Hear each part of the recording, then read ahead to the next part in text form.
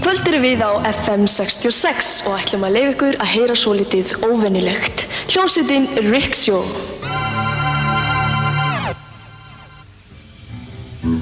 Is Richard Scobie. Richard is a screenwriter, producer, director, and musician whose work spans film, television, and music. Richard achieved success in the 1980s as the principal songwriter and lead singer with the Icelandic band Rikshaw.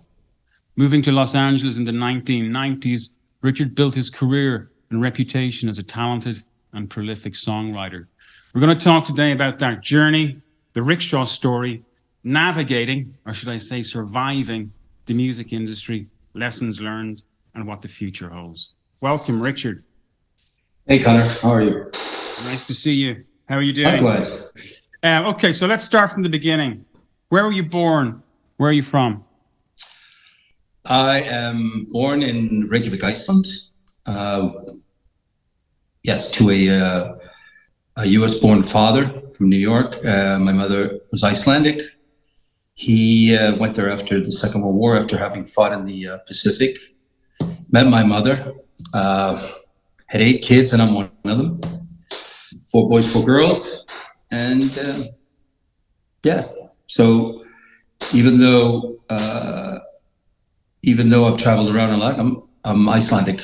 That's what I consider myself to be. Many people will be wondering your accent. You do have quite a strong American accent. How long did you spend in the United States? Well, we moved there. We moved to the States when I was 14 years old. First to South Carolina, which was quite a culture shock, coming from a very isolated island, which Iceland is, or was at the time, about 250,000 people, inhabitants, and very sort of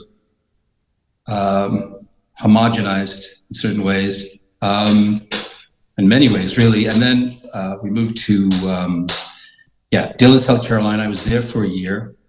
And like I say, it was a completely different culture. And when I arrived there, people would ask me, you talk funny, boy. And so it became sort of a thing for me because people didn't know about Iceland. They'd never heard of Iceland. They didn't know what it was. Certainly wasn't on the map as it is today. It wasn't a bucket list destination.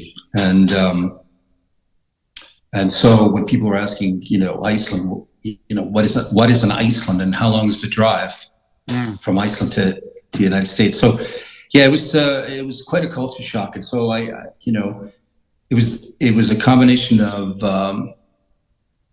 not having to explain to everyone constantly where I was from. And also, we stayed there for almost 10 years. We moved around a lot. So I was a little over a year in Dillon, South Carolina. I was introduced to what's called sophomore year in high school. And then we moved to Athens, Georgia, which is where I did a junior year in high school. And then we moved to Severna Park, Maryland, which is, a half-hour drive from Annapolis, Maryland. And that's where I graduated high school. And so, with all those moves and different accents, there's a completely different accents down in South Carolina versus to what's up in Maryland. And and then, I went to college in the States. So over time and sort of, over time, I sort of developed what you would call a Yank accent. So tell me, how come you decided then to move back to the United States? What age were you when you moved back to Iceland? What age were you when you went back to Reykjavik? So we moved when I was 14, which was when last century, 1975. And I think, if my memory serves me right, we moved back to Iceland in 81 or 82. I'm not quite sure. One of those years. And it was really because my father, who was from Hell's Kitchen in Manhattan, New York, he loved Iceland. He loved Iceland more than anyone I've ever met. He was enamored with the country and the people and the culture and whatnot. And I think that when we went back to the States, he went back to the States with us. It was my first time really that he missed Iceland. And he wanted to go back to that sort of wholesome living, if you will. It's very sort of, it's very, well, at that time it was very isolated, extremely isolated, and sort of, not too many frills, so to speak, basic living. And he liked that. And so we went back, and my mother and him, they decided to open sort of a little, sort of a shop selling, sort of fine things, finer things, crystals and silver candle operas and that kind of stuff. And so, they wanted to be their own bosses. So that's what they did. And then, we went along, of course. Yeah. And how would you describe those teenage years in the United States? Was that a good time for you? Obviously, that's where you developed your interest in music there, right? No, I love music from since I can remember. I was obsessed with music. I was the kid with the headphones. We had a dinky little, record player when we lived in Iceland. There was nothing fancy. This one unit with the arm on it, and it would drop down the LP and its ancient history. And I would have these headphones because the speakers were shot, and I listened to the music in the headphones constantly. I was obsessed. But then, what were your influences? What were you listening to? I was, it was, of course, very European influenced music because Iceland's Europe. So I grew up listening to bands like Zeppelin, the Beatles, Stones, Nazareth. There's a band called Slade, which was a huge influence on me. Elton John, Bowie. The list goes on. And I was completely obsessed with it. And it was just, it was where I really spent most of my time was in my room after school listening to music and sort of daydreaming. It was back in the day, when you actually, the album cover was part of the experience. So you'd read that cover to cover and see the art and who played what and where it was recorded. And it was just, it was this whole other world that I just got transported into, and I knew that I wanted to be part of that world somehow, even at a young age. So, but then we moved to the States, and then right away I was introduced to completely different music, which I had never even heard before, like Kiss. I'd never heard of Kiss before I moved to the States. And, sort of American bands. Van Halen, Motley Crue. Well, that came a little later. In the South, it was a lot of Southern influenced music, of course, but Kiss was a huge thing. And then with bands like Molly Hatchet and Outlaws and, bands of that nature. But actually, to answer your question, it was a fantastic time, I have to say, because when I was growing up in Iceland, it was sort of growing up in Iceland, there wasn't a lot of money to go around, especially with 8 kids. And I think it's sort of similar to the Irish sort of experience, 50 years ago, most people were just working class families and just getting by, And so coming to America, where there was this abundance of everything, you could go to the grocery store and it was just aisles and aisles and aisles of food and all kinds of variants, and it was just amazing. And everything was so big, and the portions were big. People were so friendly and outgoing, which, people in Iceland are friendly, but, initially back then they weren't that outgoing. Everybody was sort of insular, you know what I mean? Sort of staunch. And so when we moved to the States, it was just like a whole other world, which it was. And, I hadn't been popular. Not that I was popular, but I hadn't been very popular or noticeable when I went to school in Iceland. And then when I came to the States, I was a novelty because I was this kid from another world who spoke with a strange accent. Yeah. Where did you learn to speak English? Well, it was a bilingual family. So we, you always had to speak English at the dinner table. Always. Even in Iceland? Yeah. My father was very strict about that. And so there was always English spoke, but I spoke English, it was a rudimentary English because it was really, my father worked a lot, and so it was really just, at the dinner table, and then sometimes on the weekends and stuff, rudimentary English, but otherwise we spoke Icelandic. And then, and then when I got to the States, I understood English, but I wasn't great. I wasn't fluent. And I spoke English with an Icelandic accent, and that, people found that very sort of peculiar. What accent is that, and where you're from, and all that. And so, but yeah, it was just those living in South Carolina, Athens, Georgia, and in Maryland was just fantastic. It was a fantastic experience and enriching. It was just a really fun period. It was sort of that, it was a touch of that sort of American thing that you see in the movies, like going through high school. Very lively, a lot of stuff to do, very friendly, outgoing, and you become part of something. You become part of some kind of sort of friend group or whatever, and you get invited to barbecues and beach parties and whatnot, So yeah, those are great memories. So were you annoyed and disappointed about having to move back to Reykjavik?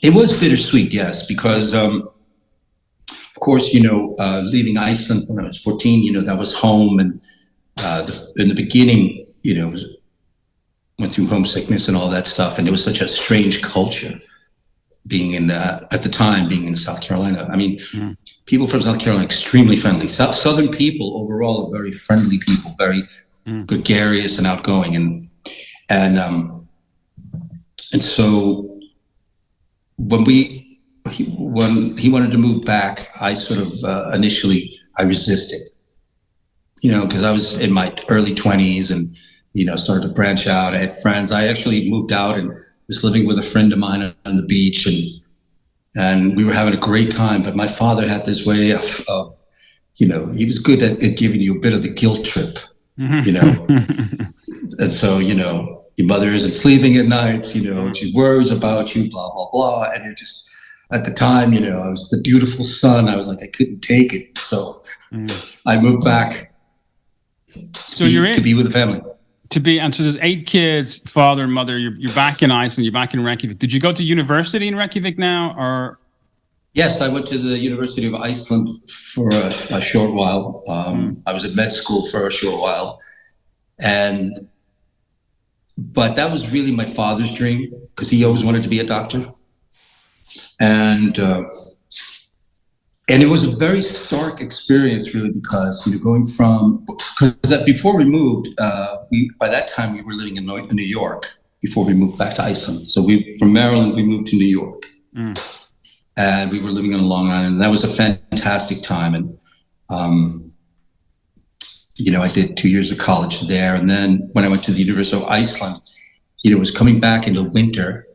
Started the winter, and it was really dark because Iceland is in the winter. It's dark 20 hours a day, and those years it was before global warming or whatever set in. It was really sort of harsh winters, very cold, a lot of snow, very dark, and so yeah, I found it to be a very difficult and depressing time, and so. In New York, and I'm sure we're going to go over into the music to sort of segue into the music, is that, I had done a few demos in New York of original songs with a friend of mine, Mike Paskey, and we went in and recorded, we played everything, and I had a younger brother. I have a younger brother, a year and a half younger. When we moved to Iceland, he had gone to some party with a cassette and played it at the party. And at the party, there was this famous Icelandic drummer who had just sort of quit the band in Iceland, this famous band in Iceland, punk band. Anyway, he plays the tape for him, and unbeknownst to me, and then I'm studying for a test on a Sunday, and there's a knock at the door, and it's this drummer who actually lived 3 or 4 houses up from us. And he introduces himself and he says, look, I was at this party. Your brother was there. He played me a cassette of your stuff. I really liked it. I was wondering if you'd like to come and jam. And so the reason I'm telling you this now is I'll get into why I left school is because, I said, well, I couldn't. I'm studying for his test, blah, blah, blah. He wouldn't take no for an answer. We stood there probably for, 30, 40 minutes. And he finally talked me into coming. And so I grabbed my guitar, go with him, go down to where they're practicing. And there's a bunch of guys standing around, nothing to do because he had gone to get me. And then we plug in and... How did he know where to find you? Well, my brother told him. Okay. Yeah, my brother told him, and which was weird because I was nobody. I was just going to school, and I wasn't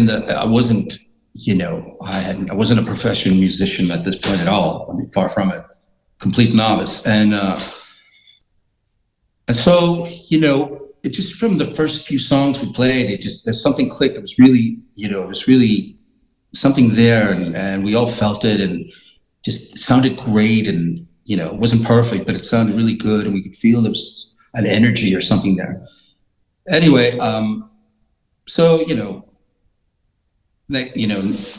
during that week, I would be in school and I'd start thinking about it. He'd call me and say, "Hey, you want to come down and jam?" So this went on for a few weeks. I'd go down and I'd jam, but I was trying to juggle these balls with going to med school and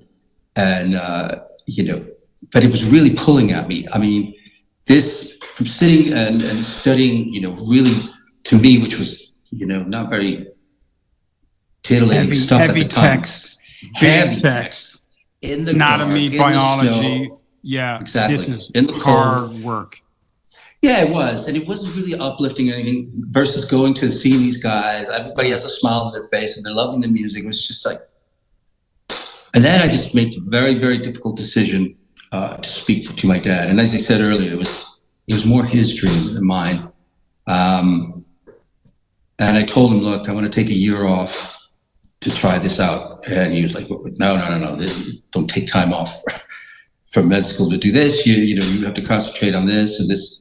The other thing is just sort of... Did he have to pay for med school in Reykjavik? Or was it free? No. Okay. It's free. And so, it was free. I don't know how it is today, but it probably is. But long story short, I said I'd take a year off. He was very, very disappointed, even angry. He was angry at me. So really didn't speak to me for a while while I went to do that.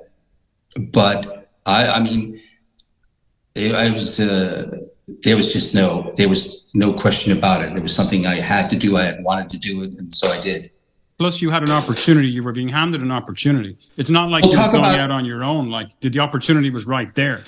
Exactly. Talk about, a phone call or a knock at the door. That's exactly, what it was. It was from nowhere. And so it was destiny, really, for me, my destiny knocking on the door. Yeah. So the band forms, right? So now you have, essentially, this is a band that you're forming and building, right? And it was a few sort of, guys came and went and stuff like that. But yes, then it formed into eventually Rikshaw. And how long was it before that door opened, that meeting, and the band actually solidifies and forms? It's a 4-piece. Is it a 4-piece, Rikshaw?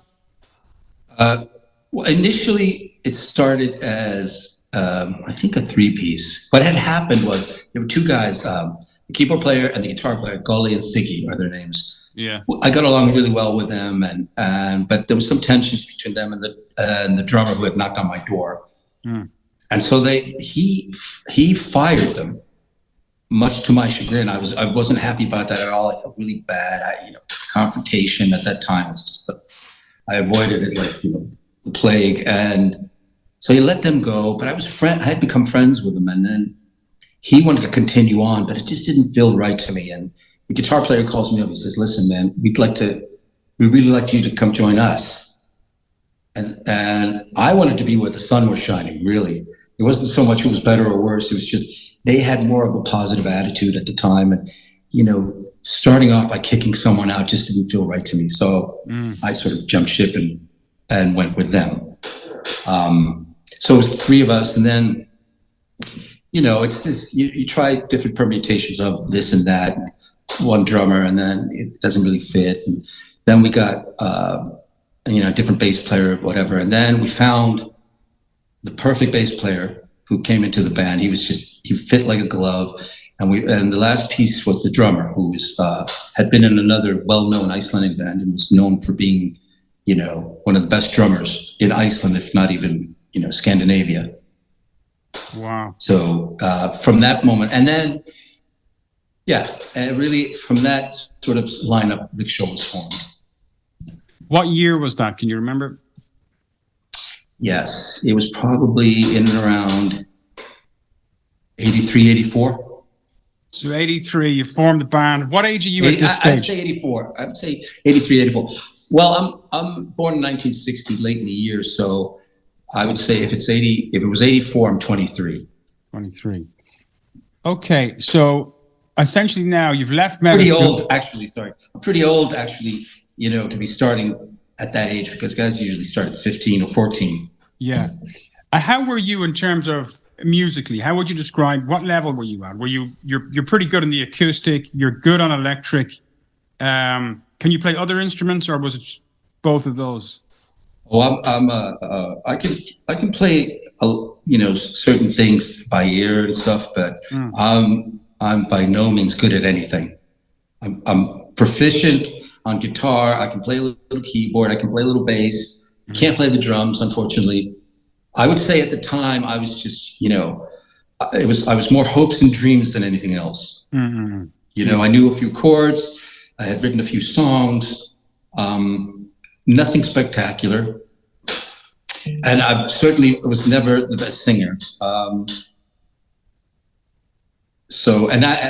That wasn't, my goal was not, I didn't want to be the singer. That's not what I wanted. I just wanted to be sort of a rhythm guitarist and a songwriter.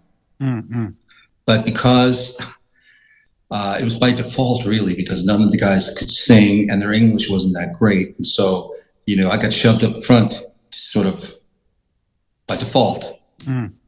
Even though I always liked to sing, I just, I didn't, actually didn't have the confidence to be a front man for a very long time. But you developed that over time. So you're practicing and developing that confidence. I mean, I don't know any lead singer or any songwriter lead singer of a band who starts confident.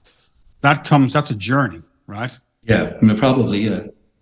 Although maybe somebody like David Lee Roth, who seems to have had that confidence from day one, over the top. But yeah, I think pretty much that, a lot of musicians tend to be sort of insular, shy.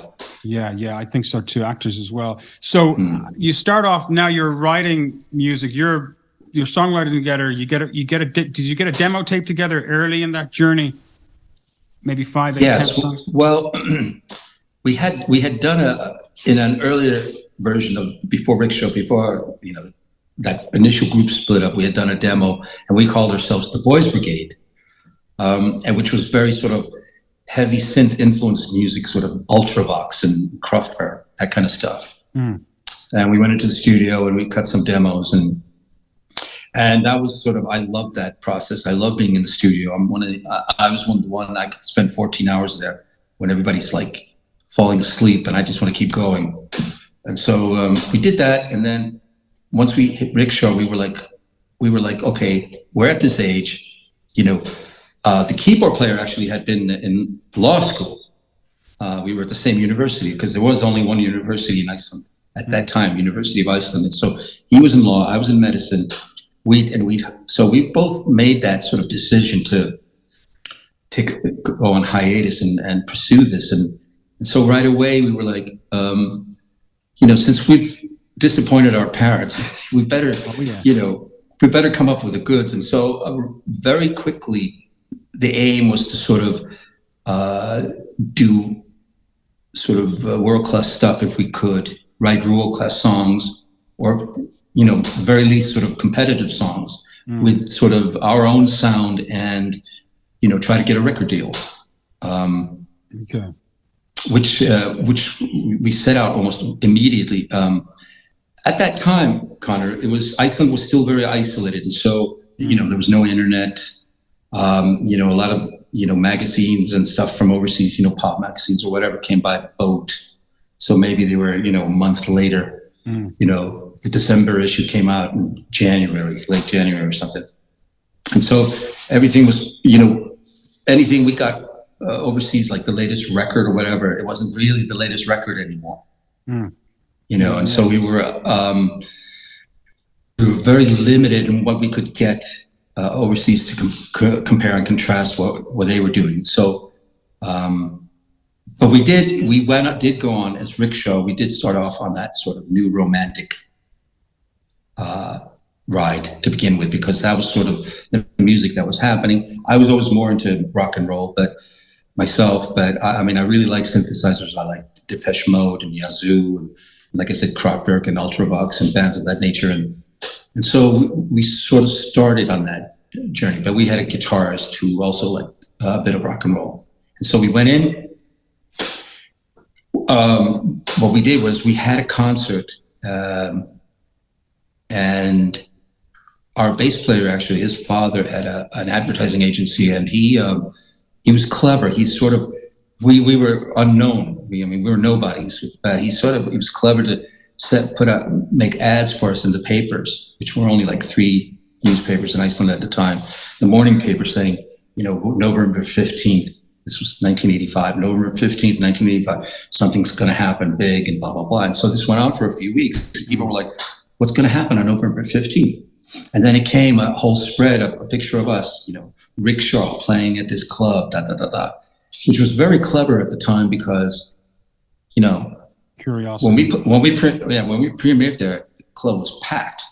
It was packed, and couldn't even get more people in there. And so, well, that's nerve-wracking, right? Because they haven't heard your music yet. No, nobody. So that must be a scary night.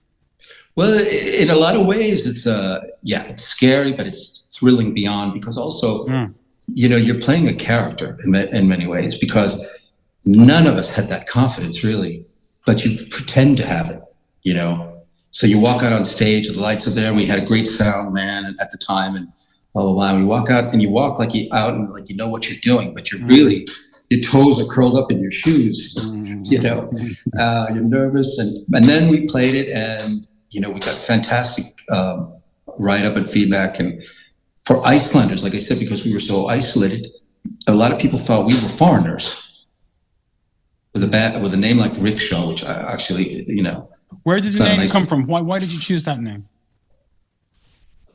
Actually, a funny story. A friend of mine, because I was, with my name, it just didn't sound very, very catchy or rock star-ish or whatever. And a friend of mine suggested you should call yourself Rikshaw. My stage name should be Rikshaw. And I'm like, oh, okay, it's still the same letters, R-S, yeah. Or Ricochet, but no, yeah. Rikshaw. And then we needed it was actually, we were at the corner, had to do these ads for the paper, and what are we going to call ourselves? And there were a few names, but the last minute said, let's use Rikshaw, because I'd bounced the name to the guys, well, my name would be Rikshaw. And so that got chosen. I think if I remember correctly, foolishly, we were going to, let's just use it now and we'll change it later. So, and it stuck. And so go ahead. Sorry. Yeah, go ahead. So you've the first gig done. It's a success. It's great. Yeah. Everybody loves it. What happens next? Well, we didn't have that many songs at that time. We had maybe 8 songs. Wasn't a lot. We struggled to fill an hour. But what we did try, because we were under the influence of what we had seen on VHS videos, or once in a while you'd get concerts from the UK or whatnot, and we try to do as well, sort of emulate what we saw and sort of have that rock star air about us, music at the beginning, and then we walk out on the darkened stage, and then the whole grand illusion, really. And that's sort of, people were blown away by that, because they hadn't really seen anything of that nature at that time. Well, And Bjork, was Bjork around at that time? She was around, but she wasn't Bjork. She was in sort of punkish bands, and they only had their small little following. So no, she wasn't Bjork, and the Sugar Cubes hadn't been formed. I don't think they had been formed at that stage. I may be wrong, but but they weren't really they weren't known as such. And so great. Yeah. So you do the first gig, and then what happens? Well, we got a great write-up, and then we, a couple of weeks later, we did another concert at another place, and that went really well. And so, because, again, it was to our advantage that Iceland was so isolated that, there wasn't a whole hell of a lot going on. So if you put up an event, people will come, really. And you just better hope that, people like it, because if not, you're done. But we were lucky, we had rehearsed, we rehearsed and rehearsed and rehearsed. And, we didn't really have any kind of a life beyond that, because we were so committed to this. So we would rehearse from early in the morning to late at night, weekdays and even on the weekends. And then we go into the studio and whatnot. And then from there, we just, we sort of tried to grow our brand in Iceland with the mission, or sort of the vision, the intent of, presenting it overseas, to London, to the record companies in London. And we started sending out cassettes and whatnot, and then by post to London. Yeah, by post, and a cover letter and a cassette and a photo and stuff like that. Quite funny, very primitive today, but and we'd get the rejection letters, and we'd be like, oh. And then there was an Icelandic guy who had been in a synth pop band. His name's Jón. He was part owner in a studio, and he believed in us. So he wanted to record a 4-song demo with us. And he would provide the studio for us, but he could only do it at night when there were no clients. So maybe from 11 or 12 to like 6, 7 in the morning. So it wouldn't cost anything. And then we did that. Back in those days, there was no digital. It was 2-inch tape, everything analog, 24 tracks.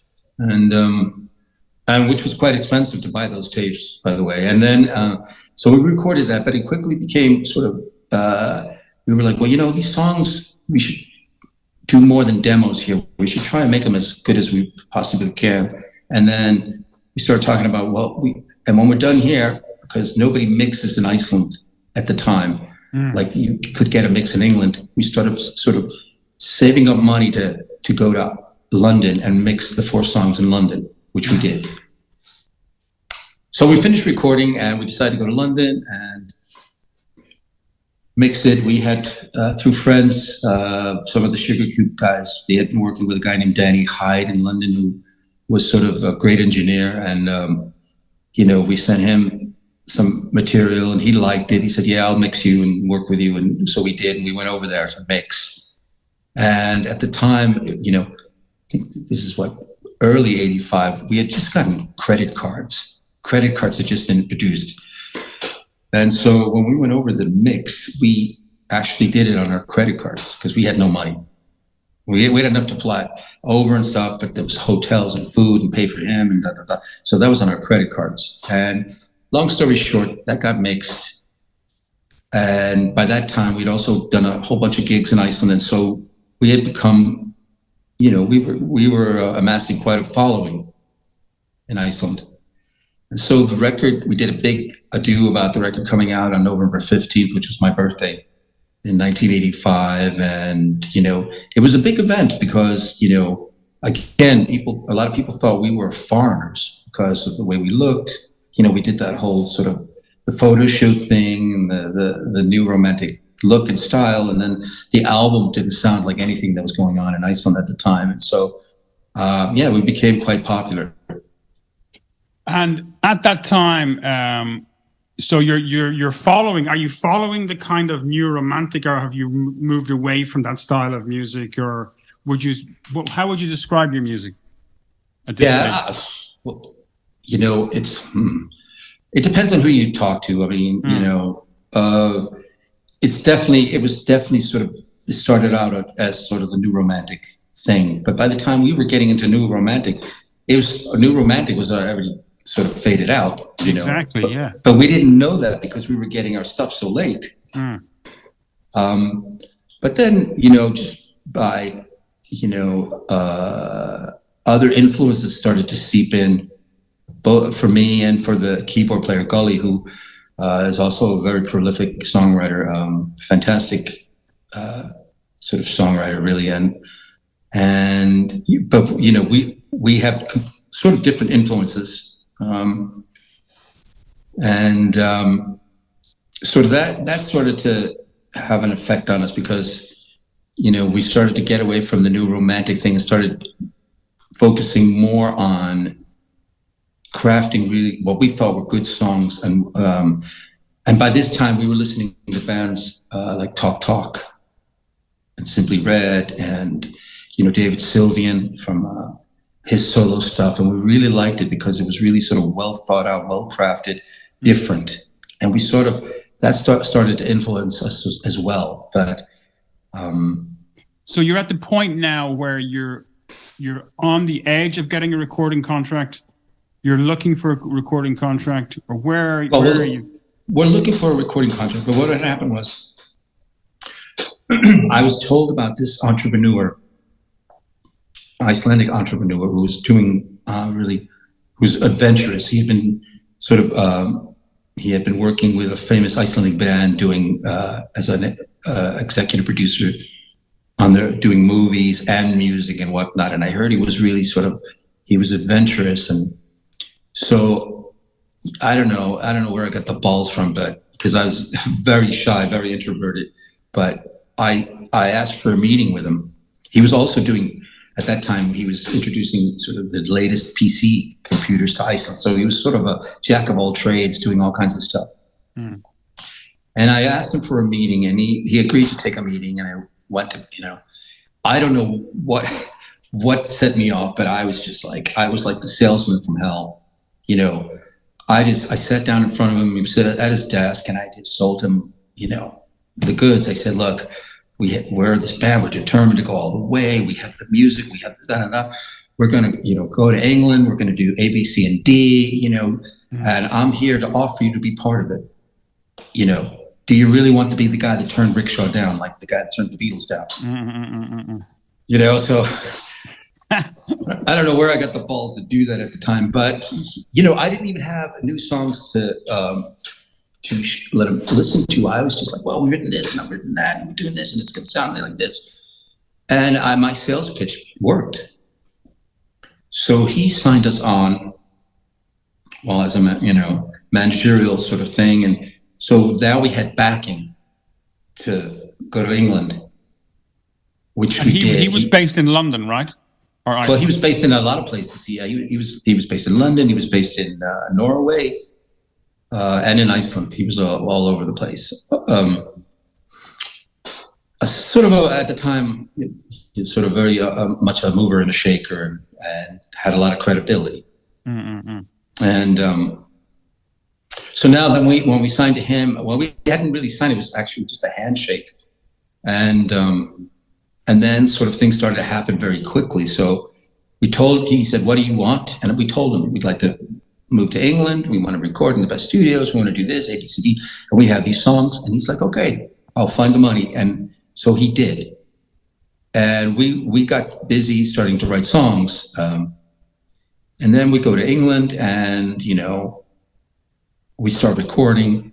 And again, Iceland is still much a novelty, even to English people, sort of thing. You know, Iceland had gotten into the Cod War back in '73, so that was really what people remembered about Iceland and Icelanders, the Cod War. So we get there and we're in these studios and we're recording, and little by little, you know, people start to take notice. Wow, these guys have some really strong songs, or they can play, decent musicians, whatnot, and so we found ourselves being able to hire really good sort of people to be on the album with us. Like, for instance, When it came to backing vocalists, we got Tessa Niles, who's a big name, or was a big name in background vocals, did Bowie, Duran, Stones, Eurythmics. Maggie Ryder, the same thing, she did Eurythmics, blah, blah, blah. So we were getting these, P.P. Arnold, we were getting these famous, top-notch backing vocalists through Danny Hyde, our producer and engineer at the time.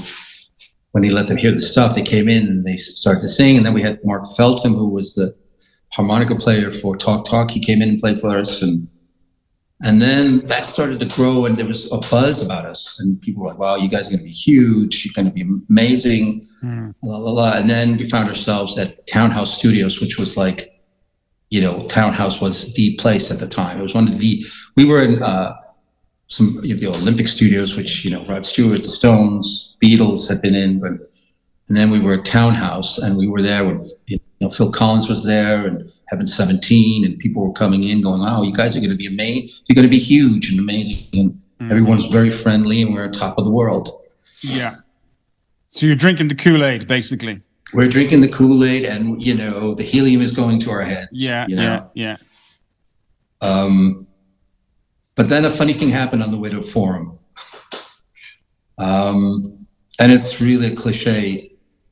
We had been, because we didn't have a contract, you know, it was said, well, at some point we're going to need a contract. And we say, yeah. But we had already gotten advice from people saying, you know what, I don't care what happens, do not sign anything without legal representation. You have to have legal representation, someone to go over the contract and tell you what's what. Don't sign anything. And we were like, don't worry, we're not going to sign anything. But we didn't have legal representation because they're expensive, you know. And also, apparently, like in the UK, it was illegal to sign anything unless you had a lawyer go over whatever. But anyway, so we were in the studio for some weeks, and I was always at the helm with Danny. I mean, I was sort of co-producing this with him because I was also writing the melodies and the lyrics and playing a few, you know, some of the instruments and blah, blah, blah. And, you know, I was very tired. So, you know, like say, for instance, if we were recording guitars, the rest of the band would go somewhere and they, you know, go sightseeing in London, go to the pubs and have a good time. And then it was the keyboards, the rest of the keyboard player would be in the studio, and the rest of the guys would go continue. I never got to do that. I was always in the studio. I didn't see any of the sites in London, and the time I just saw the inside of the studio and then the bed at the house we rented. Anyway, so we've been doing that for quite a while. I was exhausted.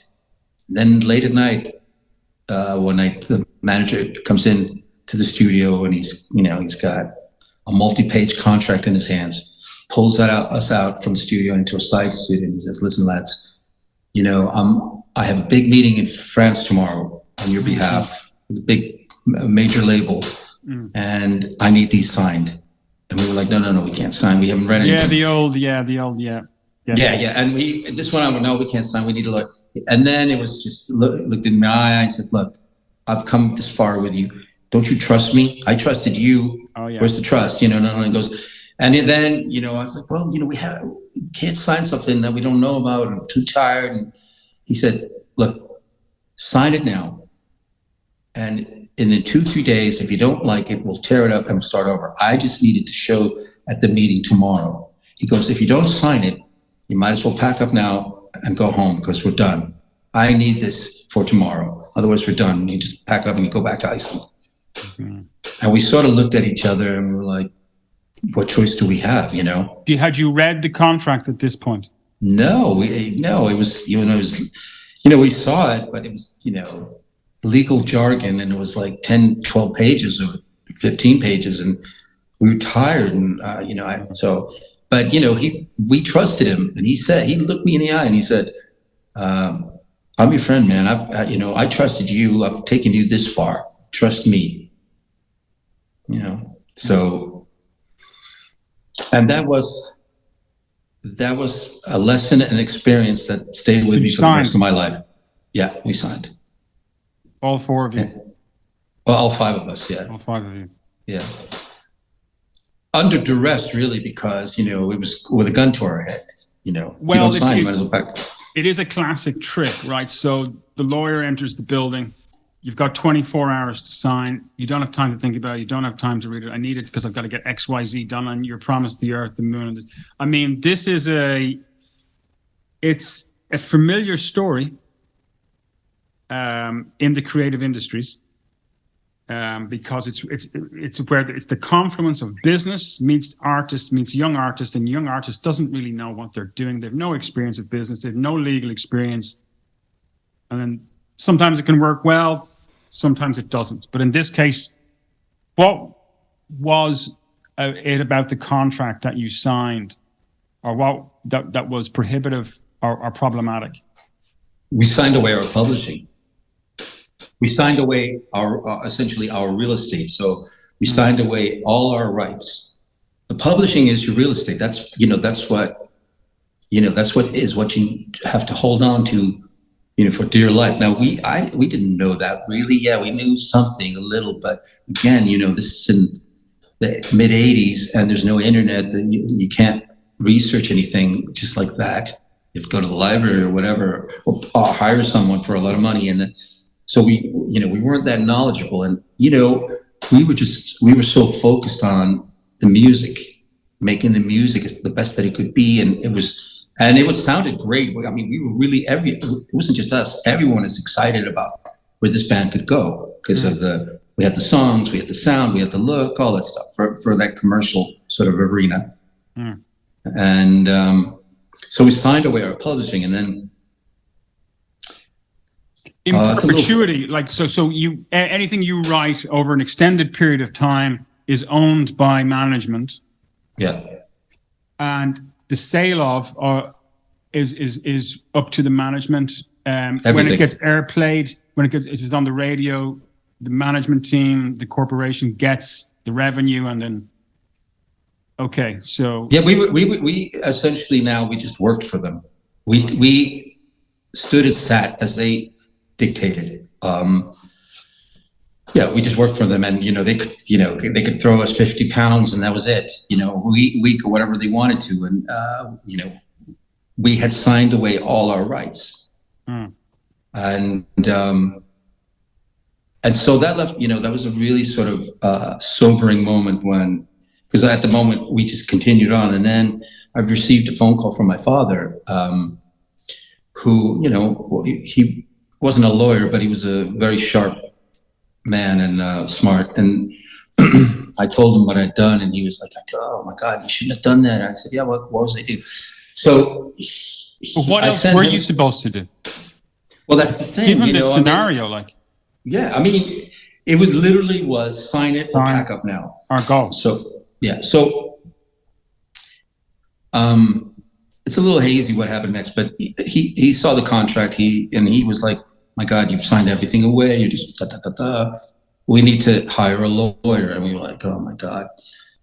So we hired a lawyer in London named David Gentle, who was one of the many lawyers for like the Eurythmics and Bowie and stuff. A super nice guy, knew exactly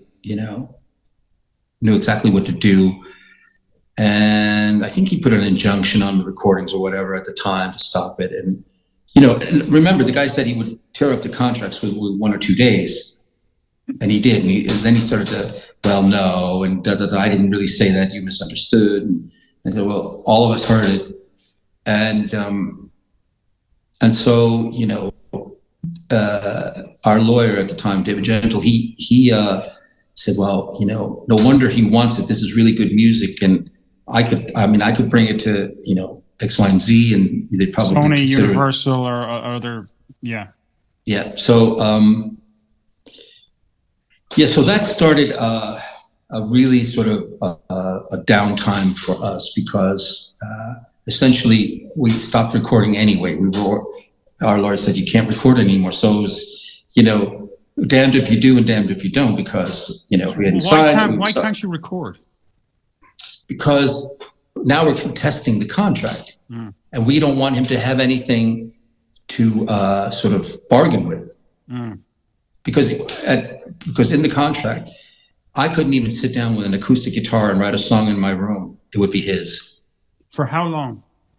forever. Perpetuity, forever. Yeah, yeah. Under the name Rikshaw, what happened? Like, could you have wriggled out of it, changed the band's name, changed the identity? No, because the players are still the same. Right. Okay. Players are still the same. But what happened is that, it was not a good. It took us almost 2.5 years of negotiating, thousands and thousands and thousands of pounds in lawyers' fees and whatnot, to get out of that. And by the time that was settled 2.5 years later, the music had become stale for us, because we had continued writing sort of, secretly, and and the world was changing, and so that which is called the Blue Album, once we settled it, but by that time we had lost the bass player. He had quit, and then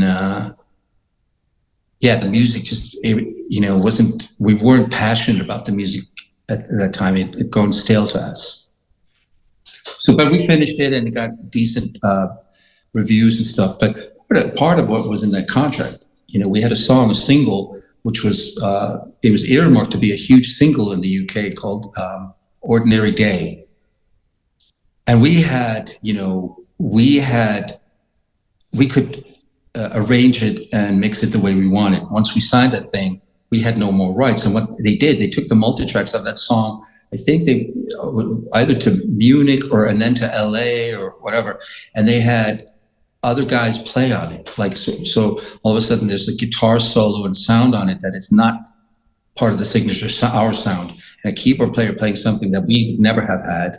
And so now there's a mix out there of that we had nothing to do with, a guitar player doing a solo that's not even in the band. It was that sort of stuff, and that was very disconcerting, and actually we were quite pissed off about that. I'd say so.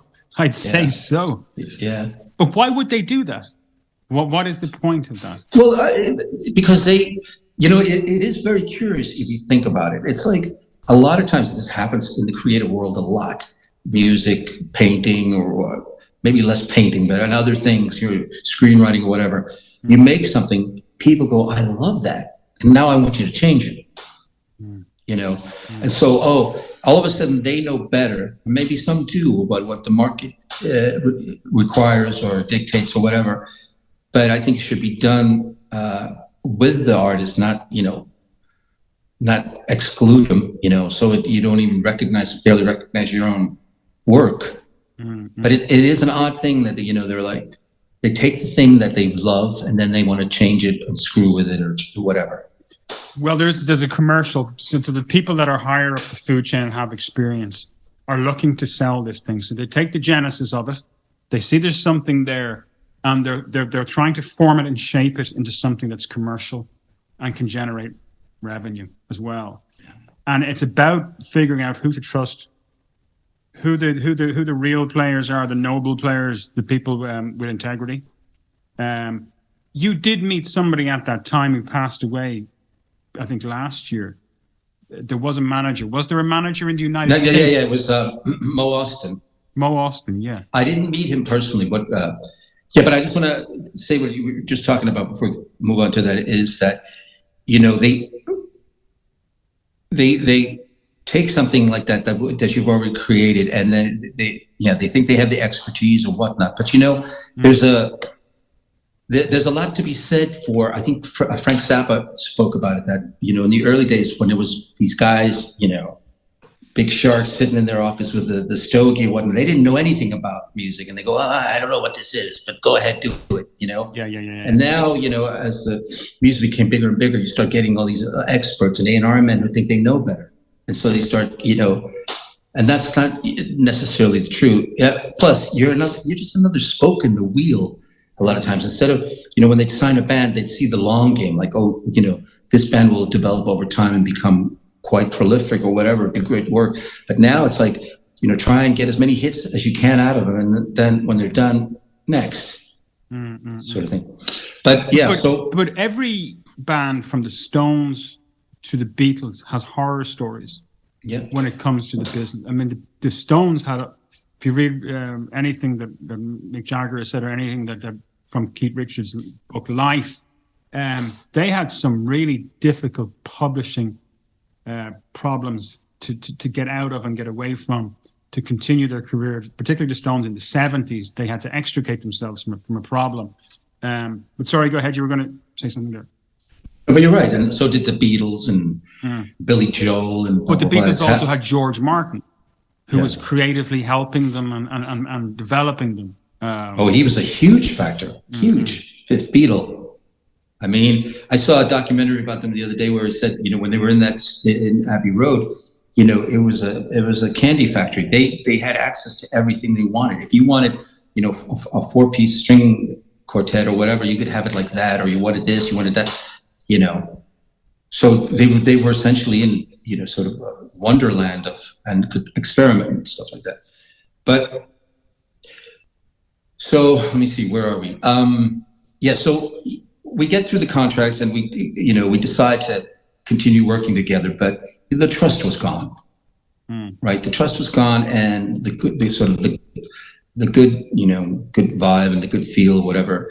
But we continued, and for us, the album was stale. We had already written, starting to write for another album, which actually had a different sound than that album. But what had happened was, what he did was I mean, I don't fault him as much as I did in the past, because I thought he really screwed things up at the time, which he did. But I don't think it wasn't it was more out of ignorance of what to do correctly. What I think happened is that once people heard the potential of the band, they started whispering in his ear, "Oh man, you got to make sure that you hold on to these guys, and you should get them to sign the publishing." I don't think he had that knowledge at the time. I think he had good intentions in the beginning, but then he started listening to people that told him to do A, B, and C to make sure you own this, right? Mm-hmm. And so what he did was he was overzealous, and now I'm sure he'd tell a different story, but he was overzealous in some ways, and he'd send out these, the recordings to the majors. And one of the majors, there were several that got back to us that we passed on. The Warner Brothers was very keen, and Mo Austin was at the helm then, a legend in the music business, Mo Austin and Robert Cavallo. And so, I did a couple of conference calls to them. They called me in Iceland, conference call, and we talked about things, and they were like, "Yeah, we love the music, we love the look, we love it. You guys could be huge, blah, blah, blah." And we're very excited about that. Giddy even. And then the last call from Mo, he was like, "Look, I'm disappointed to have to tell you this, but we actually have to back out because so many people." He was like, "Who owns the publishing?" And I was like, "We own our publishing. We got it back." And so he goes, "Well, whoever's at the helm of this is sending all kinds of people to all these different majors, and everybody's saying that they have the publishing to the band and that they are the manager of the band." So this guy, the original guy, he talked to these people, and everybody's trying to sell themselves, right? And they say, "Oh, no, I'm the manager of Rikshaw and I have their publishing." Mm-hmm. And he just said, "You're a massive legal headache waiting to happen, and unfortunately we have to pass." And this is Mo Austin, who's the head of a major. Warner Brothers. Prince, and I don't know. He had everyone. I mean, he was the guy. Mm-hmm. And so, yeah. So we're into the late 80s. So we're 87, 88 at this stage, right? Mm-hmm. Something interesting happened earlier in the 80s, right? As the band was forming, was it around the time the band was forming, Iceland's first bank robbery? Yes. How was Rikshaw connected to Iceland's first bank robbery? Funny you should ask. Well, I've never spoken about this publicly, but what had happened, Rikshaw was formed, and we were just sort of in the trenches still. We were rehearsing day and night, and sort of giving it our all and stuff. And what happened is I have a younger brother by a year and a half, and we were sort of raised like twins. We had the same room, bunk beds, clothes. We were really raised like twins. But, you know, as we sort of started to slide in our teens, we became sort of diverge into different things. I went into music and stuff. He just went another route. And it was a very troubling route. He was always into mischief as a child and a young boy. And there's always something going on with him. And so one day, you know, or one evening, it's all in the news that there's been Iceland's first bank robbery. And we're like, wow, and a masked man, and, you know, came out with a sawed-off shotgun and aimed it at these two guys that were bringing the money from that day's take. In Iceland, there weren't liquor stores. It was government-run sort of liquor monopoly. And at the end of, you know, Friday, they would bring it to sort of the night deposit box outside of a bank. And he had gotten that information when he was on a trip from another Icelander who worked in that store. And they were drinking him, this guy that worked there, my brother and his friend. And they're having drinks, and he tells them everything. He tells them the schedule, how much, what to look for, and everything. I mean, I don't know what possessed him to do it, but I made him think it was a great idea. But my brother and his friend decided to do this robbery. And it was an armed robbery. It was very dangerous. And he pointed a loaded shotgun at these two guys that were making the deposit. He even shot their tire out. And so, you know, he made his getaway and blah, blah, blah, and he got away. And now all of a sudden it's all over the news that there's this hunt for this violent, dangerous bank robber. And for the first time ever, you know, it's introduced in the news that the Icelandic police now actually have a SWAT team, which nobody knew. I mean, Icelandic cops were never armed or anything. And now we have these armed cops, SWAT team, you know, scouring, looking everywhere for this dangerous armed robber. And I come home from practice one night and it's in the news and I'm like, wow, you know, that's amazing. That's unbelievable. Nobody could believe it. But in fact, you know, there was sort of a tongue-in-cheek thing with some Icelanders that, you know, they thought it was good because liquor was very expensive, hard to get. And, you know, a lot of them felt good that somebody got some of the money back at the time before. Robin Hood type of thing. Yeah, exactly. A few days later, I don't remember, it's all kind of blurry, but a few days later, you know, my father says, hey, your cousin is getting married back in New York. I'd love for you to, you and your younger brother, we should go. Your mother can't make it, blah, blah, blah. We should go. And I was like, wow, really? He goes, yeah, I'll pay for it, everything. We're going to the wedding. And I was like, fantastic. So we go to the airport. You want to hear this part, right? So we go to the airport and, it was the old airport, not the one that people see today when they go to travel to Iceland. But we're in the old airport and we check in, our bags, everything, and we're sitting in the cafeteria and it's loaded with passengers waiting for the call to go board. And we bought a sandwich and coffee or water or Coke or whatever, and we're having a chat. And then all of a sudden I notice we're the only ones sitting there. Everybody's gone. We hadn't noticed. And I said to my father, I said, did they just announce that they were boarding? And all of a sudden we're surrounded by armed men, with a lot of them with sort of the masks, the SWAT masks and the whatnot. And it was surreal. It was like a scene from a South American movie or something,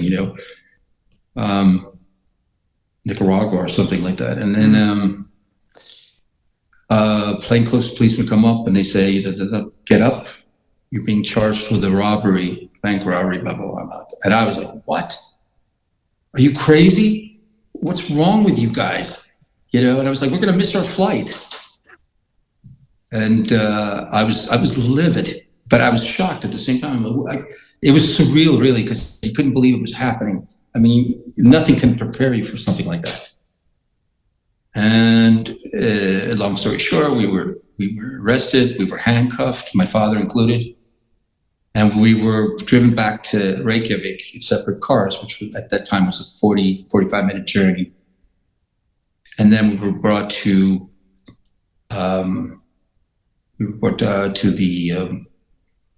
brought into sort of our Scotland Yard type of thing for questioning. And I was so livid, I couldn't believe, I thought I looked upon them as being sort of the Keystone Cops.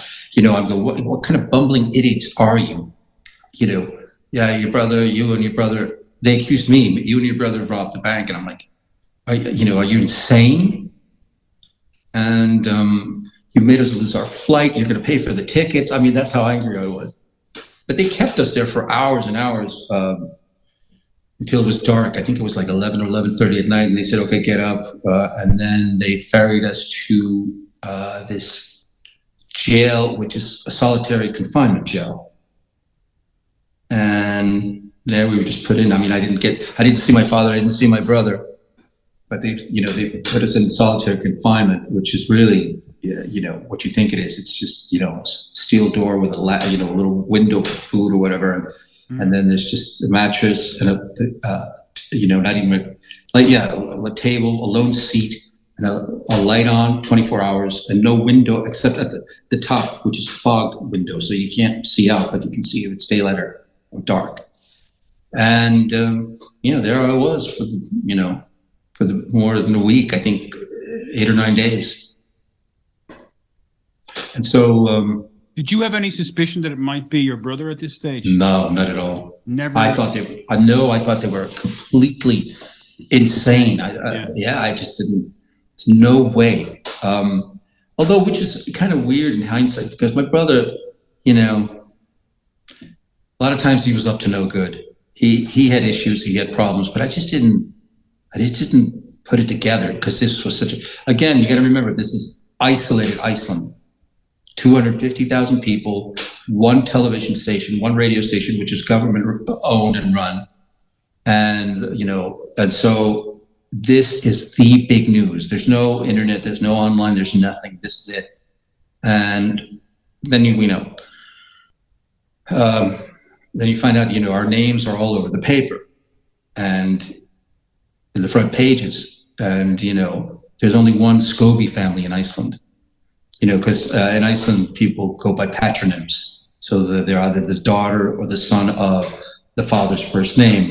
We didn't have that. We had a family name, Scobie. So, that's just that one family. But while I'm in solitary confinement, I'm really an inexperienced young kid. I didn't know what had hit me. And the funny thing about solitary confinement is that you start to, you'll doze off at some point. And when you wake up, you don't know if you just dozed off for a second or a minute or 5 minutes, 10 minutes, or if you slept for an hour or all day. So when you wake up, you have no sense of time or time of day or anything. And, I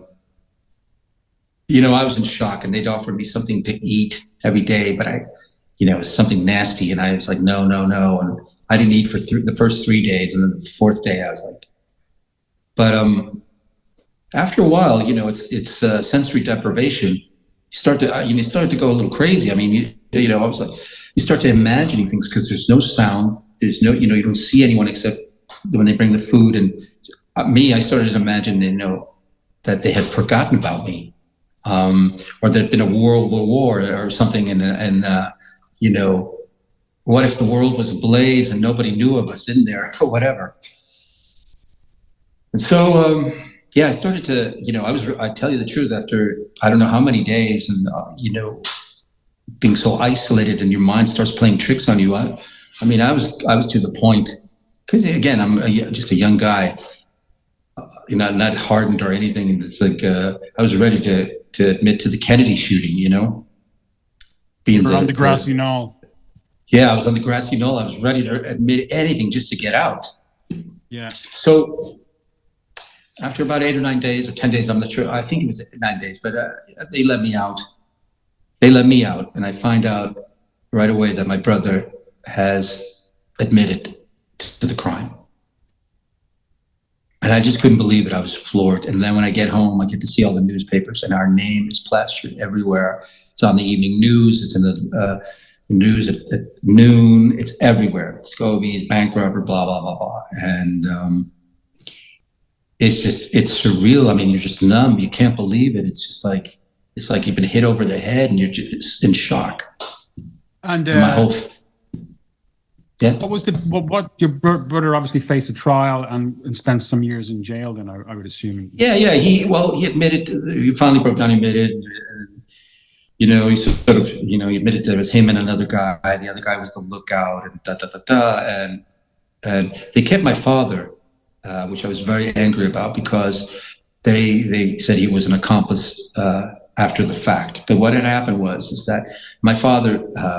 Was livid. I learned later he was livid, but he had fought in a war, and so he knew. All of a sudden, this say in the news saying that they had these had the SWAT team running around with automatic rifles or whatever. He knew what these guys were just itching to shoot at something. That was his experience. So his plan was to. Get Will out of the country, but because it would look weird, it was just him and my father leaving. They decided to include me, and so it was to get him out of the country and then return the money anonymously. Wow. He was just trying to save his son, but he got probation 2.5 years, but my brother got 4.5 years, if I remember correctly. And he did most of that time in Iceland. Mm-hmm. What kind of effect do you think those 8 or 9 days in solitary confinement has on a person? Like, what does it do to you? Are you ever the same again? That's a good question. Honestly, no, I don't think so, to be quite honest. There's a certain innocence that leaves you. Also the shock. I mean, there's nothing prepares you for that, because I had no clue, and all of a sudden I'm whisked away by armed people, thrown in a hole, and there I am, and once I was released, I faced a completely different society than the one I had left when I went to the airport. So now, with the name Scobie, we were lepers. But also, you're in Rikshaw at this time. I'm in Rikshaw, and the thing is that, at the time I just tried to, there was no talk about, dealing with sort of the fallout from this. You just had to man up. But I had, to be honest, I had nightmares about it years afterwards, of being locked in. Something like that again, and not getting out, and I had nightmares for years actually, and then having to sort of face the music, in a lot of ways. My brother, in a lot of ways, my brother got off light because he was in jail for 40 years. We had to face the community, and there was nowhere to go. I mean, again, Iceland was very isolated. It was very expensive to go anywhere, and this really broke my father and my mother. And they were getting death threat phone calls in the middle of the night. Get out of our country.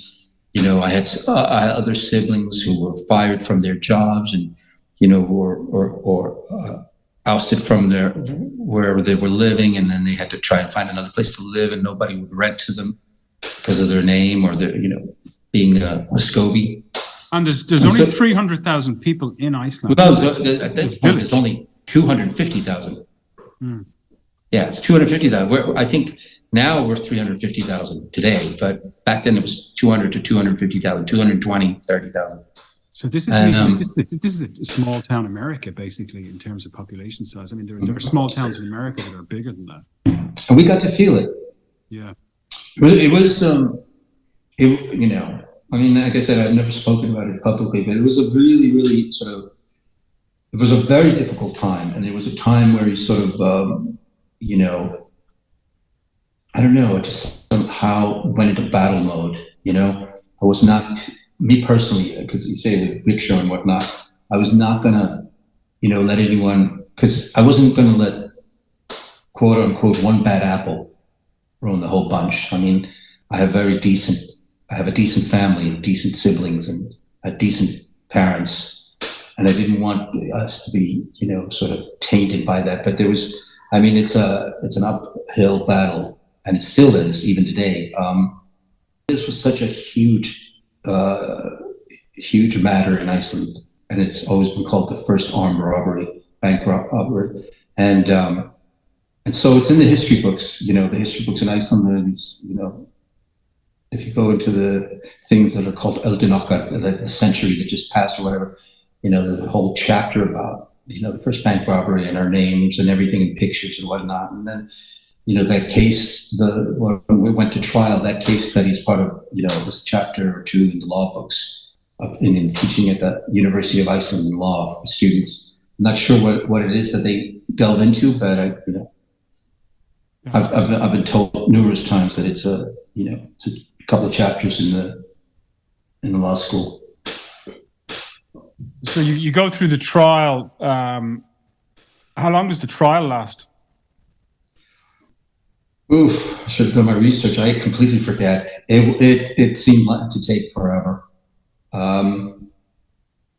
It was just, it really was, it was like the walk of shame everywhere you went. It was all of a sudden, because, there were pictures of us and everything. So it's, the trial, I'm sure it didn't last that long, but it seemed to last forever. I mean, it was an open and shut case. He admitted it, and, so they just presented their case and the evidence, and then he was sentenced. And so was my father to probation.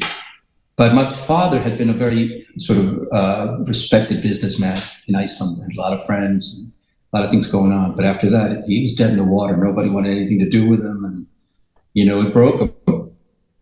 It broke him spiritually, financially, in every way you can imagine, because he was a very proud man and a strong man. But there was no way he could fight this, and we didn't have the resources to leave Iceland at this juncture.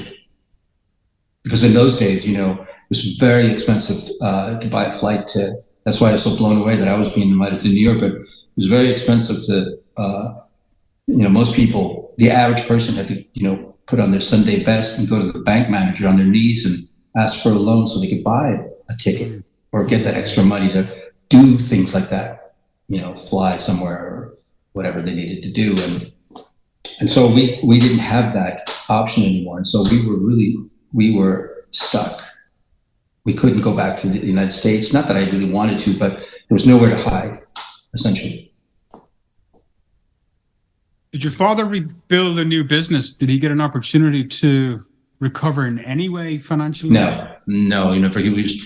My father was always a very strong, I mean, to me, my father was John Wayne, and he was a strong, smart, resilient man. He was 6'4". He'd fought in the war. I mean, he was a macho guy.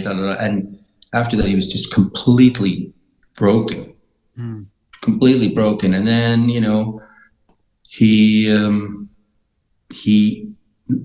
wasn't very, it was only a year or two later it was a little more, but it's, he started to get ill and then he was diagnosed in, I think, 87 that he had cancer of the colon, and then he had a big operation, and then in late 88, they said that he was terminal, and then he had 6 months to live, and he only had 2 months to live. And I mean, he was just a shadow of a man that he had been after this, and things were never, ever, ever the same for us. And so, still aren't. How long after the trial was the cancer diagnosis for your father? What time frame are we talking there? I would say maybe 4.5 years. But if I'm to be honest, I would say that as strong as my dad, the humiliation was complete, and I really think that he wanted to die. I think he just wanted out because he had just nowhere to go. There was nothing. he had nothing to build from or nothing to build on. He had no resources. He was just, the humiliation was incredible. And, you know, he was always proud of the name. I mean, Scobie used to talk about, you know, Scottish Welsh and, you know, where we came from and all this stuff, and was very proud of that. And now, you know, one thing, just like the knock at the door from the drummer, just one thing, and then, and now our lives are changed forever, not for the better, you know. So the society and the community wasn't able to separate one person from the family, right? So no, I mean, there are some really, of course, there are decent people who did stand by us, and but for the most part, yeah, there were some really good friends and sort of that stood with us, and but you know, knew what we were going, sort of saw what we were going through. But on the whole, I think, and this is anywhere, I think just people, it's much easier just to sort of, you know, lump everyone together, you know. Yeah. So. Plus, in a story like that is nuanced. It's complicated. It's nebulous. It's hazy. And it's just easy. It's easier for people to say, okay, well, that family did this crime.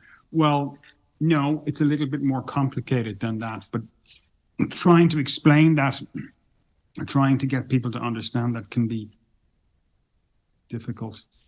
Yeah, because, and it is funny because, you know, as I said earlier, when people found out about the robbery, a lot of people were like, yeah, good on them, you know. But once they found out that it was, you know, what was perceived to be foreigners, then it wasn't good. Outside the tribe, yeah.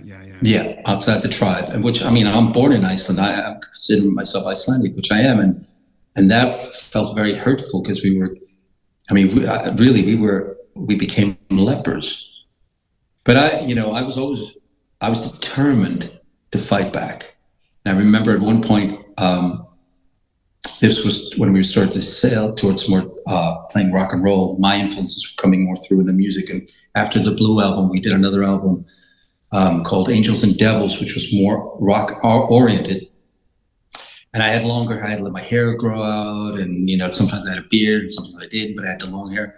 And I had a leather jacket, which I had hand painted in New York. On the back, I had an angel and devil, sort of the yin and the yang thing. But I also had the Scobie name put on the left arm in big white letters, Scobie. And I used to walk around town with that thing on. Instead of sort of burying my head in the sand, I was like, you know, fuck you, this is who I am. And it was some backlash to it. There would be, you know, who do you think you are? You know, have you no shame? And da da da.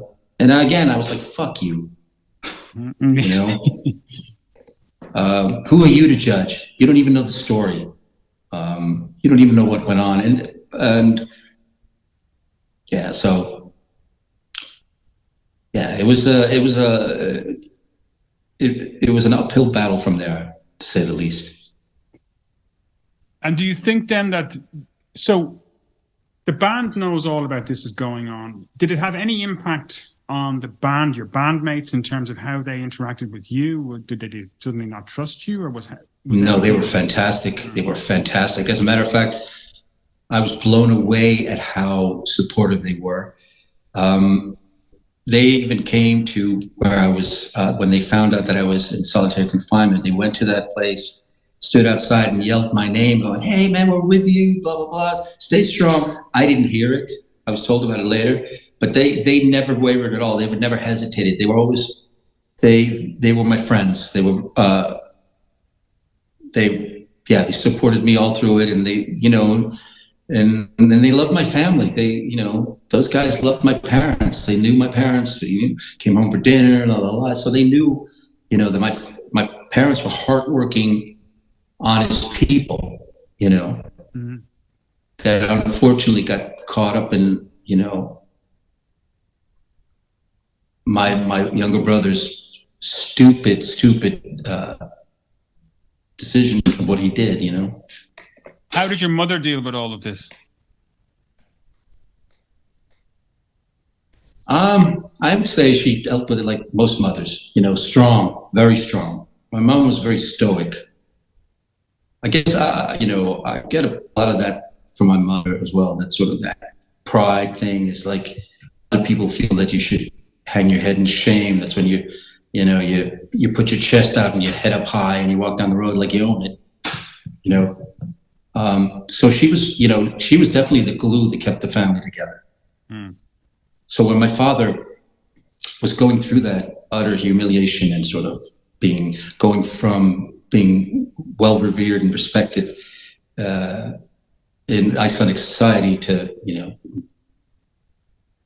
essentially scum of the earth, she was the glue that held the family together and was very strong throughout.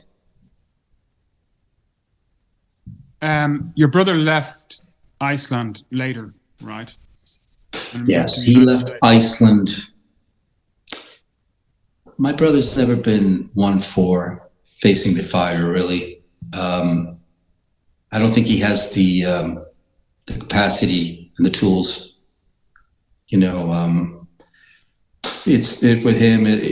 Anything that's uncomfortable or whatever, throughout, he's always tended to sort of shy away from it and run away. So when he left and he went back to the States, which was more familiar ground to him, and it was sort of an escape, the rest of us were left there to still, deal with the fallout. And so a funny thing, sort of not funny, but a curious thing sort of happened along the way as I was making, doing the music, and, I was doing television shows and, radio interviews, and, we were doing albums, did another album and videos, and, we opened up for acts like Simply Red and Fine Young Cannibals and Madness and Bonnie Tyler, to name a few. And I was doing that, but I'm sorry, what was the question? So your brother left Iceland, right? Oh, yeah. So I remember. So what happened in that time was because he was not around, he was non-existent. That throughout as time went on, somehow it morphed together that I was the well-known musician and all that, but I also became the bank robber. So a lot of people started to associate me that I was the bank robber, not my brother, because he left Dodge. And so I was left there to deal with that. And the funny thing is that there had been another bank robbery a few days before, and that guy got away with it. And the police thought I did it for some strange reason. But I had an absurd alibi. My brother and I had gone to the movies during that bank robbery, and we were the only ones in the theater. There was no one else. But I was able to show the ticket stub. And they were like, well, you could have gotten that anywhere. So for a very long time, they thought it's such an odd and surreal thing to go from being just essentially still a kid, to all of a sudden being considered a notorious mastermind, some kind of bank robbery, and that's in our blood somehow,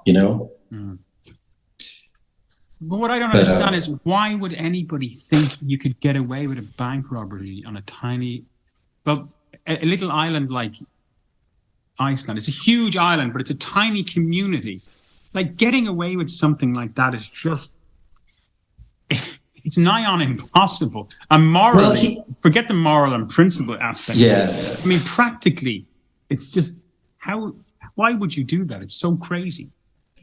Well, I mean, again, if you knew my brother, he just, there are learning disabilities there and whatnot. And there's a whole host of issues that, if it happened today, he would have been diagnosed with all kinds of stuff. You know what I mean? Because now we're more knowledgeable about, all these different things that mental illness and whatnot. So if he had done it today, he would be diagnosed and they would be part of the process. It would be a factor. Back then, he was just Billy the Kid, and and the time, in a lot of ways, I tell you a funny thing. because we had moved to the States, we were just thankful that he didn't do it in the States, because he had, this was a fantasy of his, obviously, and that if he had done it in the States, he would have either been shot to death, or he would have done some real hard time. So 4.5 years, even though that was considered, a hard time in Iceland, that was a slap on the wrist, really. And in an odd way, we were, as a family, we were relieved that he did get caught, because who's to say that he wouldn't have kept going? Yeah. Not that we were relieved, but And today in Iceland, is it just a part of history, a distant part of history, that whole experience, or is it something that follows you? Yeah, it follows me. I mean, it is part of distant history, and there's a whole new generation that know nothing about it or whatnot.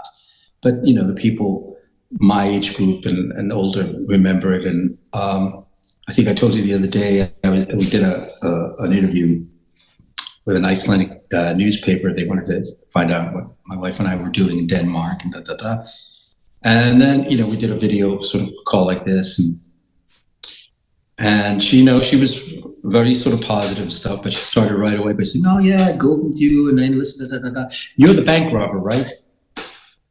So yeah, not a great way to start an interview. And I was like, no, you obviously didn't do enough research. But that's what's happened. It's sort of, I'm carrying that monkey on my back a lot of times. So at this point, Rikshaw, so you're getting back to Rikshaw, right? So you're opening up for Bonnie Tyler. Talk, did you say? Or No. Not Talk. We opened up for Finding Cannibals, Lloyd Cole, Commotions, Madness, Simply Red. Simply Red. Wow. So you're opening up for. We're talking about you're opening up for all these bands, these excellent bands. So you're doing really well, and you're like top of the heap in Iceland, right? Yeah. Pretty much. You're up there. You're doing well. How did it end for Rikshaw? Well, it ended essentially because of that, the contract negotiations. I mean, it took a lot out of the band. It took 2.5 years. It took a lot of money, and sort of when the bass player decided to quit, we decided to move on, keep going, and do another album, which we did. Which was mixed in Los Angeles, and it's an album that I'm very proud of. But somehow it was like we weren't a cohesive unit anymore. We were broken, and so because we had to go work on other things, maybe play with different groups separately. We started to grow apart, which is normal. It was just sort of the natural course of things. I mean, it was hard to keep your eye on the ball when it had been turned so sour, that sort of thing. And so after Angels and Devils, we did that. I'm actually very proud of that album. We mixed it in L.A., as I said. Eric Silver did a fantastic job and got some really good interest in that album as well. But again, I was linked to someone, a New York lawyer at the time, who was a big lawyer. He was representing me, but he was also sort of negotiating his own deals at my expense, sort of thing. And so again, it was Warner Brothers. This time it wasn't Mo Austin, it was somebody else. But this time again, it turned sour. I didn't sign anything, but I wasn't willing to sign away all my publishing. And and that's so one of the recurring pitfalls through this, that if you have something that people want, whether it be, music or book or script or whatever, and they want more than they have coming to them, that's a huge red flag. Some will say, well, everybody's been down that road. It's the price you pay to get your lucky break. And, that may be all good and fine, but depends on sort of, for me, I have such a strong sense of right and wrong, and for someone to come in and want all your hard work and own it, so they leave you with nothing other than, you just have to keep scrambling for whatever. for a few years. I just find that offensive, you know, and I won't do it. I mean, just not too long ago, a year and a half ago, on another thing where I was a script that I had written, a rock and roll sort of story, and I'd written the music for the film. It's sort of about sort of the commitments, only old geezers trying to relive their ancient fame. And I'd written all the music, and it's sort of, you know, negotiations had gone well, everything seemed fair and above board, and then sort of towards the very end, you know, they wanted all my publishing. And I was like, no, I don't deal was hinging. A green light potential here is hinging on you signing over publishing. Yeah. I mean, you know, it was essentially green lit. I mean, we've been negotiating for months. They had their lawyers. We were going through. I mean, they've gone really well until at the very end, they wanted all my publishing. And I was like, no. You know, but I was even willing to negotiate part of my publishing.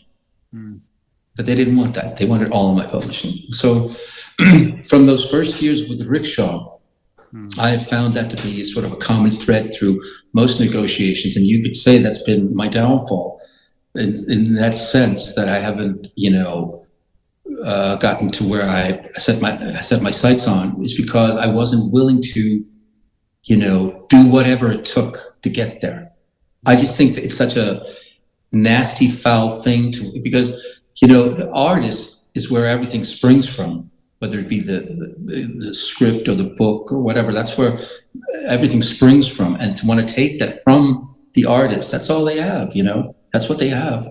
And so I would say that's definitely for, you know, sort of burgeoning up and coming artists in any genre is, you know what, you know, how far you're willing to go. Yeah. You know, what are you willing to sacrifice to get what you want? Now, sacrificing everything doesn't mean automatically that you'll get what it is you want. I would have another perspective on this as well, right? So in terms of screenwriting, you have the IP, the finished script, say it's a draft 3 or whatever. In terms of music, you have the songs. When somebody comes to you, for young artists, for young writers, for young musicians, if there's somebody successful in the industry, a producer, an executive, and asks you for all of your publishing or for your IP, that this is the start of a negotiation, not the end of it, right? So that's where negotiating skills come into play here, right? For the young artist that's coming up. Don't assume that it's everything or nothing, or the deal is dead.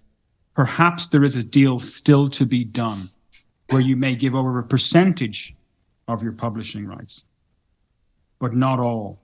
And maybe you can find some middle ground. Would that make sense? Does that? Yeah, it makes perfect sense. That's just not my experience. I'm sure there are people willing to do that. For some reason, for the people that I've dealt with, and there have been many other deals, it's always been all or nothing, and it's been astounding. I mean, there was another deal when I was in Istanbul, Turkey, for another IP of mine, a script, and we had all negotiated everything, and you know, they wanted to make a big much ado about it, and they got the press there, and we were at a fancy restaurant in a booth, and photographers, and even made sure that we had Mont Blanc pens to sign the dotted line and all that stuff. And then as we're about to sign, the main guy goes, "I want your publishing. That's going to be part of this."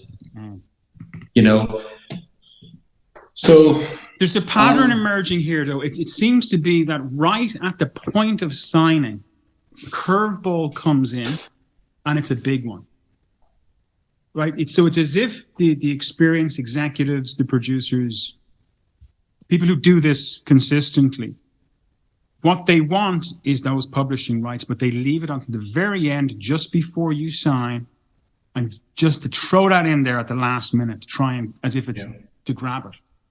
Yeah. Yeah, I think they expect you've come this far. Yes. That you're like, man, the hell with it. I'm going to do it, and everything will be fine. But you know, that experience with Rikshaw, the 2.5 years, that was a bloody time. I mean, you know, we had to do all kinds of gigs under other names to try and generate revenue to pay for the lawyers in London. Mm-hmm. It was a lot of money. It was a lot of, it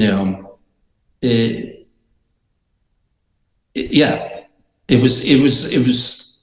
So that stayed with me, and that, I've always been very cautious. Maybe I've been too cautious. Who knows? But you know what? At the end of the day, you have to be at peace with yourself. Mm. You know what I mean? And I know me. I would not be at peace if I felt like I had, let someone take advantage of me knowingly, or even unknowingly. I believe in fair play. I think there's enough to go around. If you're fair and the negotiations are fair and everybody gets a piece of it, you move forward and everybody gets something. This thing about taking everything and leaving you with nothing is just, for me, it's unconscionable. It's wrong. But also, as a young man, you were kind of burnt by that initial contract. So anytime a new contract negotiation comes into play, what will trigger or what might cause stress would be something similar about to happen. So, I would definitely say that I've always been on maybe too much on heightened alert. Yeah. Like a cat on a hot tin roof sort of thing. I'm just very, you question people's motives and stuff. But at the end of the day, though, it's sort of, maybe it's a cliche, but the it's been a bumpy road, but the journey has been fantastic in many ways. I mean, I've gotten to sort of live things that were only in my dreams as a boy, both in music and in the film business or whatnot. And I've been afforded and fortunate enough to experience things that most people only dream about. And so, just to have had a taste of it, or been part of something for a little while, but at the end, you're not like one of the big players. Very few get to be the big players or are sustainable. Mm-hmm. It's sort of, most people fall to the wayside over time, or they get a little smaller piece of the pie or whatever. But and then there were years when I went through, I was very both depressed about it and bitter, very depressed. But as I've gotten older and so more experience and stuff, I've learned to let things go and just be thankful, really. I know it's a cliche, but I've learned to be thankful for the things that I have had come my way and things that I've been part of. And but you also did, you moved to Los Angeles in the early 90s, and you had a prolific career songwriting and musically post Rikshaw. Mm-hmm. And you also transitioned into the film industry as well. So what were your impressions of Los Angeles when you arrived there? It would have been the early 90s, right? Yeah, I actually I lived there twice. I moved there in 91 to write an album, my first solo album called X-Rated. I was there for 10 months or 11 months, and then I moved back in 96 and was there for close to 10 years. Coming to L.A. is, it's a dream factory, and it's sort of overwhelming, and you're like, wow. Then as you live there and you settle in and stuff, you realize it's an industry, of course, and that it's very similar to the music business. You know what I mean? It's a machine, and it just, you fall into that pit and they just get sort of grinded out. If you either make it or you don't, and most people don't. And if you do, then you're essentially like sperm. You're one in a trillion that sort of are lucky enough to make it and sort of navigate your way successfully to a good existence. My brother has spoken about the analogy he used is that there's a helicopter flying over a ravine, and there's millions and millions of people in the valley, and the helicopter throws down a step ladder over the millions and millions, and everybody is grabbing and trying to grab the bottom of the rope ladder, and the helicopter will wait for one person latches on and is gone, and the rest, the millions, are left to climb over one another, and with all that kind of that madness that ensues. Did you? What were your early years like? So you were writing music in Los Angeles, making music. Is that how you were making your living? Essentially, as I'm asking. Yeah. I was still. I mean, I was a working musician. It's funny. I actually had gone to Eurovision. I was in Eurovision in '91 as a backup singer for my two friends who were the leads there. We went to Rome and did Eurovision. Did Ireland win? Ireland win. Did Ireland win? Probably. Ireland No, Sweden won that was year. Was it okay? Carola. But what a trip. We went to Rome. We were at the Cinecittà studios. I had actually been asked to front for Iceland by the head of the Icelandic broadcasting company for 2 times. And I had said no because that, it was such a stigma around it. And I was rock and roll. And so but when my friend won the competition and he asked me to come along, I was like, kiss of death. And he's like, no, come on, we're going to Rome. And I was like, Rome, I'll take that. And it was just one of the best trips I've ever, gigs I've ever had because it was so much fun. Rome was amazing. Cinecittà, that whole thing. It wasn't the phenomenal sort of circus it is today, but it was very impressive and it was a lot of fun. And once I was done there, I went to L.A. to write this, get back to my rock and roll roots and write this album. But it wasn't until I went back in '96 that it was just pure half-stints because by that point I had, I don't know how many albums, 5 or 6 albums under my belt and a bunch of videos and stuff. And they were like, wow, because they were high quality, high production value. And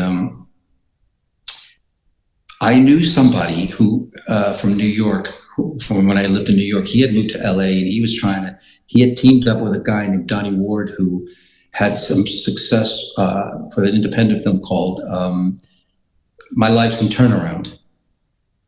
And it was during that era when everything, all of a sudden, independent film was sort of making a name for themselves. You could make a film for $200,000-$300,000 and it would get picked up or whatever. So a lot of people were on that train for a while. And anyway, he said he had written a script called The Suburbans with the director and one of the players of Donnie Ward from My Life's in Turnaround. And Ben Stiller was producing his company, Red Hour. And they were looking for, it was about an 80s comeback band, and they needed that 80s hit. And he asked if I wanted to come in and present, try and pitch in a few songs. And I remember going to Donnie's apartment at the time, which was in Larchmont, which is a sort of a nice area in LA, sort of a little village, Larchmont area. And at the time, his girlfriend was Michelle Williams, the actress, who then had a child with Heath Ledger and was one on the camera. Anyway, that was his girlfriend. And they were sitting on the couch and some other people, and I brought my guitar. And, I brought a bunch of songs that I thought would be great for the film, sort of more sort of electric guitar oriented, sort of the Pretenders, the Romantics, that sort of thing.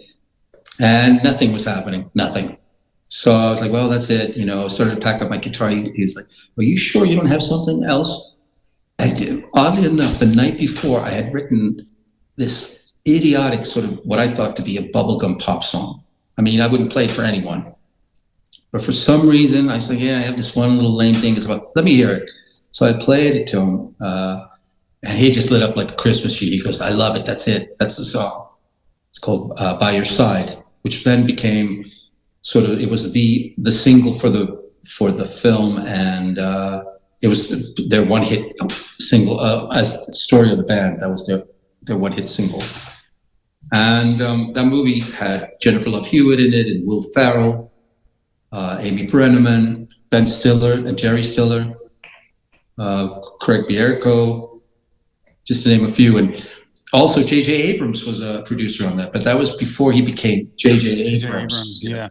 But he was also a producer, so it was Ben Stiller and J.J. Abrams. And unfortunately, that film didn't do as expected. But from there, I got some other work. I wrote a co-wrote song for, I think it was ABC, with Richard Dreyfuss and Marcia Gayard, called The Education of Max Bigford. I wrote a song for that show, and then I did something for a Rodney Dangerfield film, The God's Son, I think it was called, forget. But one thing led to another, and it was just by happenstance, really. Again, it was like the phone rang, and it was, hey, would you like to? And I was like, sure. And one thing led to another, and all of a sudden I was auditioning for, this and that. And I'm not even an actor. I wasn't trained or anything. I likened it to that I was thrown into the, I was recruited into the Olympics, and I hadn't run, one lap at the time. And so it became this thing. All of a sudden I was doing voiceover for Disney films, Atlantis with Michael J. Fox. I was doing, I was in the Suburbans. I had a cameo there where I play an Icelandic cameraman with Jennifer Love Hewitt and Dave Chappelle, the photographer. No, David LaChapelle, the photographer. Not the comedian. No, the famous photographer. Mm-hmm. Fantastic. And, from there, and then I got a phone call to be in a film with Catherine Bigelow directing called The Weight of Water with Sean Penn and Elizabeth Hurley. And we went down to Mexico. It was a small part, but it was a small speaking part, and then up to Canada to do that. And then, then I was, that went well, even though the editing, most of it went on the cutting room floor. You blink your eyes, you miss me. You can't see me in the Suburbans. And then I got a phone call saying they were serious. Catherine was seriously thinking about me for a film called K-19 with Harrison Ford. The Widowmaker. The Widowmaker, right? Submarine film. And that went pretty far, actually. They called me in a few times. They gave me the script. It was really set to go. And then I heard on the news, nobody let me know that they had opted to go with an famous Icelandic actor who had just won sort of the European Best Actor Award, which is like the European Oscar. Mm. So I did, I understood it. He was a no-brainer, but everything that had led up to it, I thought it was a shoo-in for me. And so that was very sort of heartbroken and disappointed about that whole thing. And it kind of left a bad taste in my mouth. I had an agent and everything at the time, but, I was like, this wasn't really for me. It was just too brutal, this whole actor thing.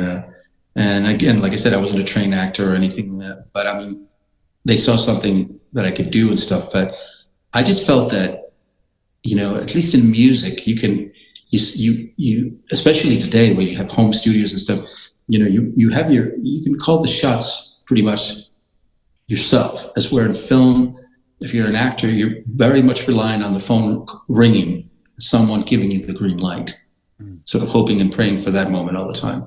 And I was just, as an actor, you don't really get to make your art very often on exactly like a musician. So even if nobody is ringing the musician, you can sit down with a guitar and you can write 10 songs.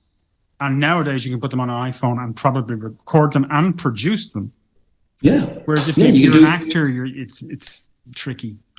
Yeah, that was the whole thing about the sort of independent film phase that went on for a while. That all of a sudden, like Swingers was made for initially, I think it was made for $200,000 or $300,000, and then the budget was up to $500,000, and the Swingers became sort of a cult classic, and I think Bottle Rock and more other films like that sort of that allowed actors sort of to take their own destiny, write a script, act in it, produce it, and whatnot. Almost like Ben Affleck and Ben Stiller. No, Ben Affleck and Ben Affleck and who's the other guy? When they did Good Will Hunting.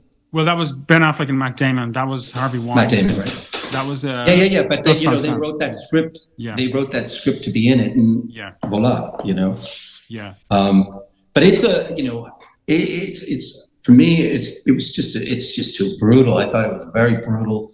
I didn't, even though used to standing on stage and stuff. It's always. I grew up a very shy kid, very shy, very alone and insular, and so anything public has always been a very sort of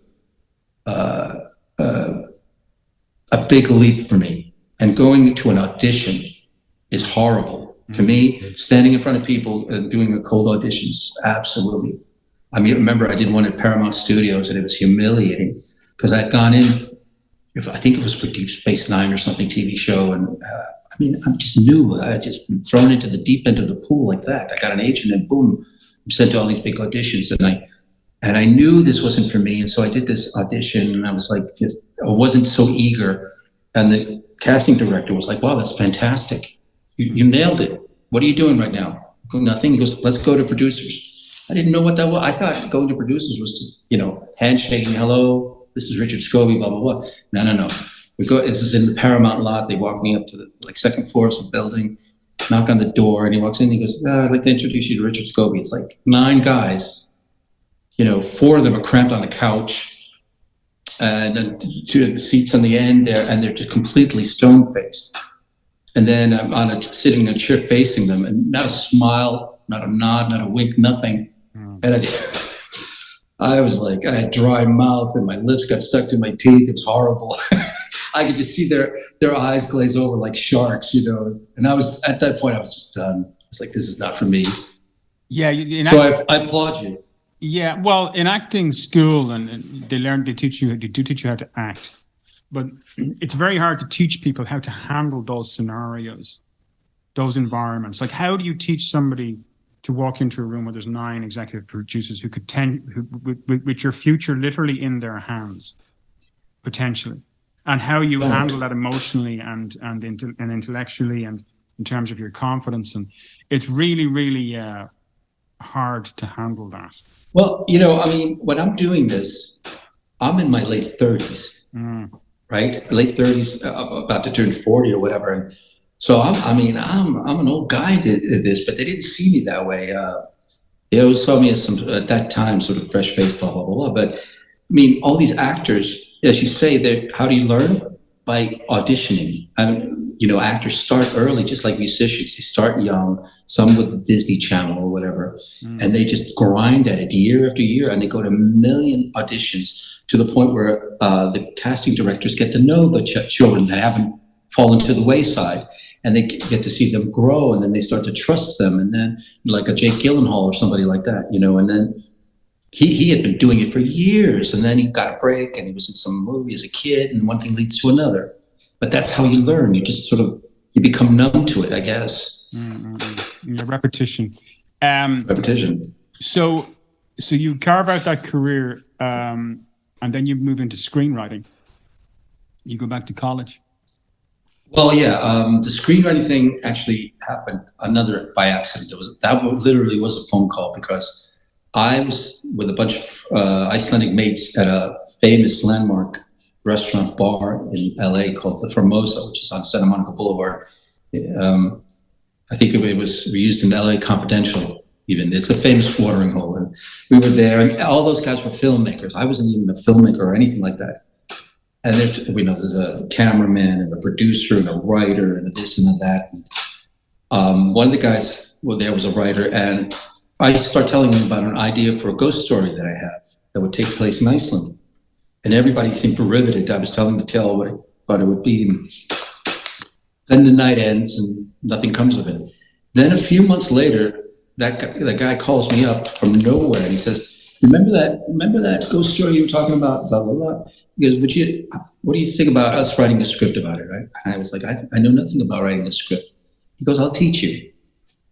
Okay. And then, he got me, like a pirated version of Final Draft or something to put on my computer and started writing. And then, I would go to bookstores and get scripts, and I'd get good scripts and I'd get bad scripts. And I started to read them all and compare and contrast. And that's really, and then working with him, I picked it up fairly quickly, the 3-act structure and the subplots and all that stuff and the inciting incidents and all those things. And so I started writing.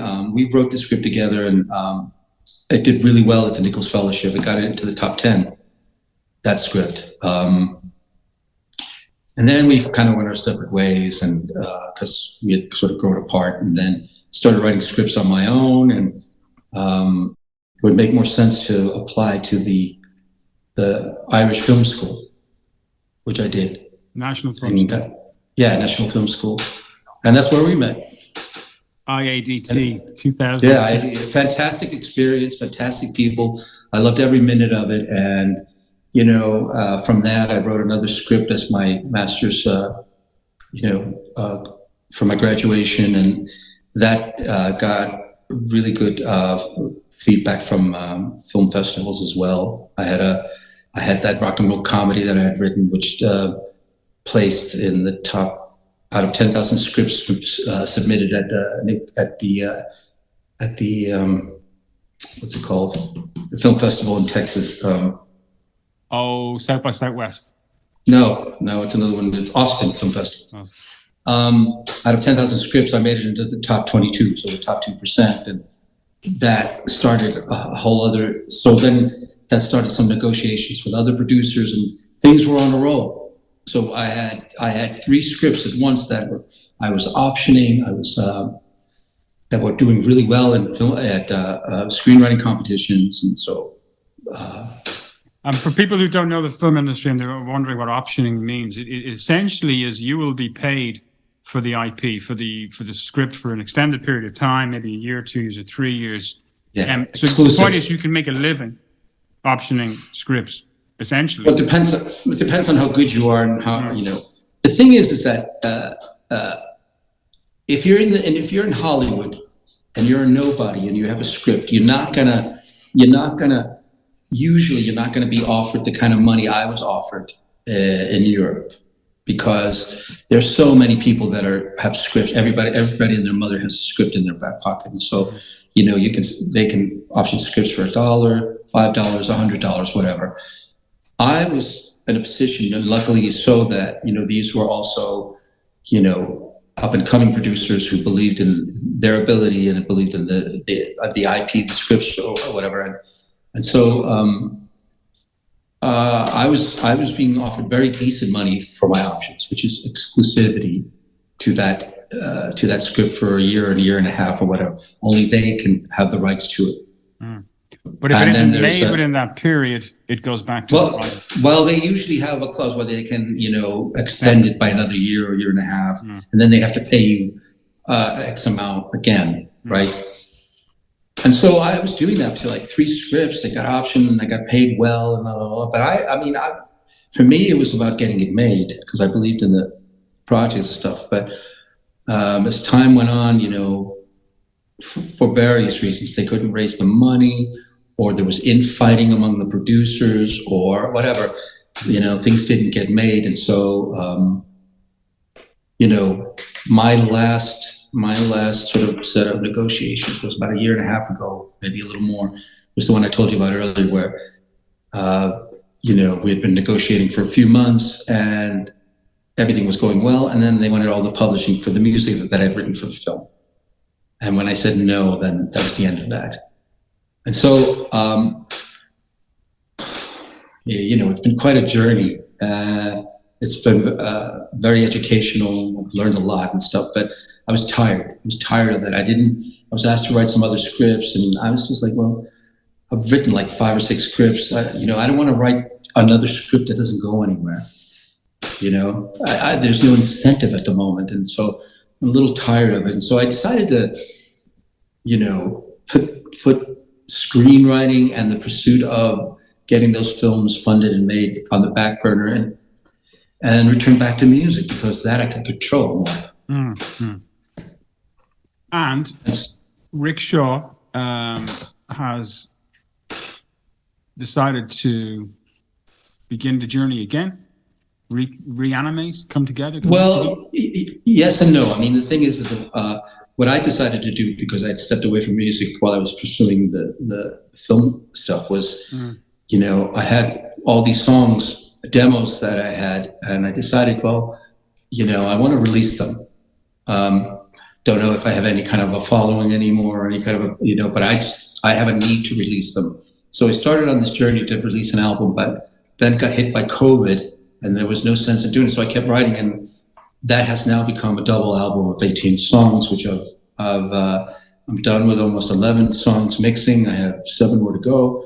Hopefully, fingers crossed, if all goes well, that'll be released the latter part of this year. So a double album, solo album.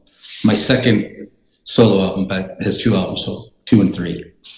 And then while I was doing that, I found a bunch of cassettes that I had of Rikshaw. So I go through them. I found a bunch of really, what I feel are really strong songs, demos that we did that never got released because of that hiatus, 2.5-year hiatus. And then we couldn't release it then because it was old hat for the music industry then. And I got in touch with the guys. We've kept touch throughout the years and sent them the music, and they were all like, wow, they'd forgotten about them. These are great songs, and we feel that they're good songs. And so we've decided to release a 4-song EP, spring, summer. But start off with one single first, and then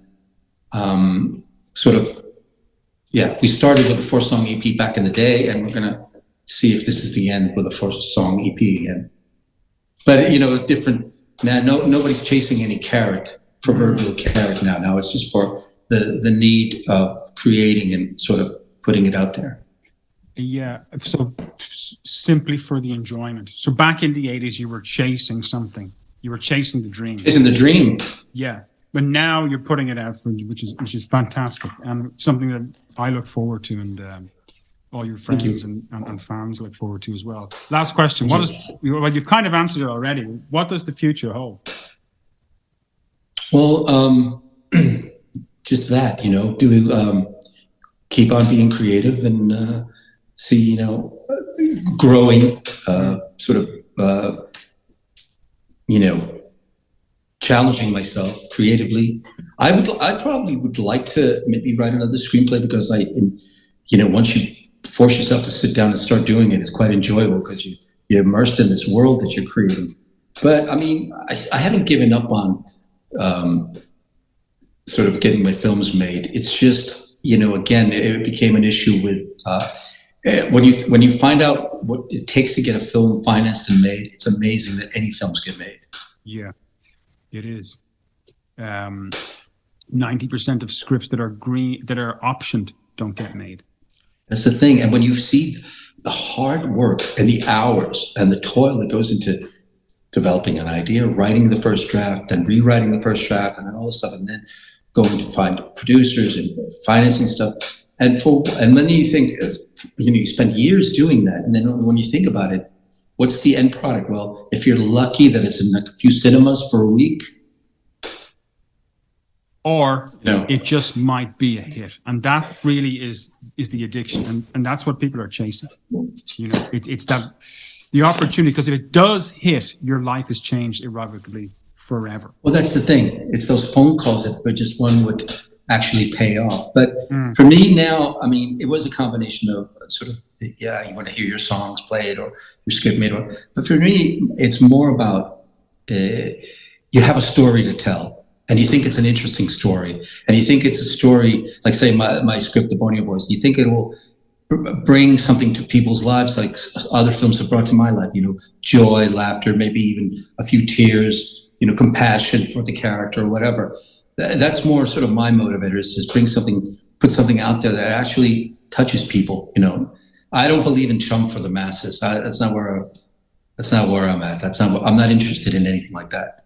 Something, films that really I enjoyed, like independent films like Waking That Divine or Still Crazy, which is a rock and roll film. And even, the Full Monty, I think was made for, if I remember correctly, it was made for like $500,000, $500,000. It made $300 million, which is great, but it's a fun story. It's a great little story.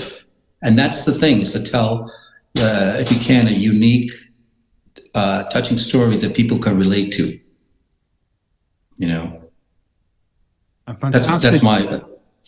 That's what the future holds. And best of luck in that journey, Richard.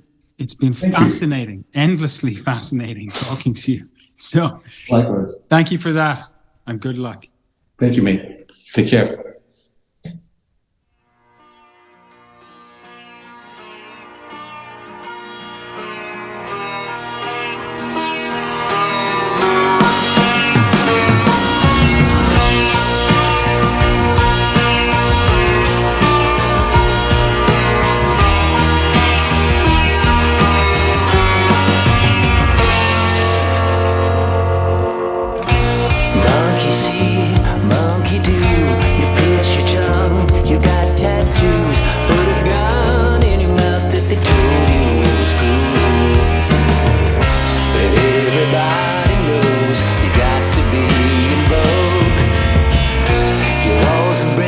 merciful.